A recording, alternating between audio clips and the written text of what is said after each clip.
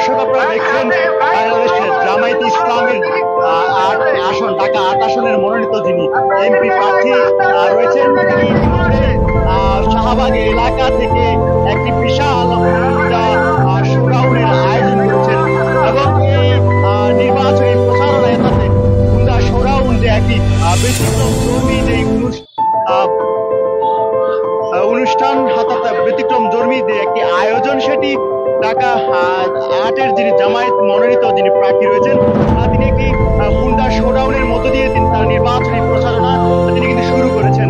আমরা দেখেছি যে সকাল 10টা থেকে কিন্তু এই শাহবাগ এলাকায় আজকের এই গুন্ডা শোডাউনে অংশগ্রহণ করতে কিন্তু তার যে বিভিন্ন এই ৮ আসনের যে ওয়ার্ড থানা যেগুলো রয়েছে সেগুলো থেকে কিন্তু তাদের যে নেতাকর্মী যারা তারা কিন্তু এসেছেন। আমরা দেখেছি এরপরে 10টার পর তারা এই সুশৃঙ্খল শোডাউনের জন্য তারা আস্তে আস্তে প্রস্তুতি নিতে থাকে। এরপর আমরা দেখেছি যে তাদের হাতে যে দাঁড়িপাল্লার যেই পতাকা এবং জাতীয় অর্থাৎ দেশের জাতীয় পতাকা হাতে নিয়ে তারা কিন্তু এই নির্বাচনী প্রচারণায় যে হুন্ডা শোডাউন আজকের সেই হুন্ডা শোডাউনে তারা অংশগ্রহণ করেছেন। আমরা দেখতে পাচ্ছি তাদের হুন্ডায় তাদের হাতে যেই দেশের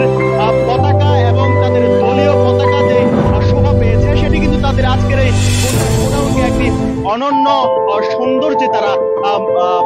সৌন্দর্যের দিকে তারা নিয়ে গিয়েছেন। এছাড়া আমরা আপনাদেরকে একটু জানিয়ে রাখি যে এই ঢাকা ৮ আসনে একটি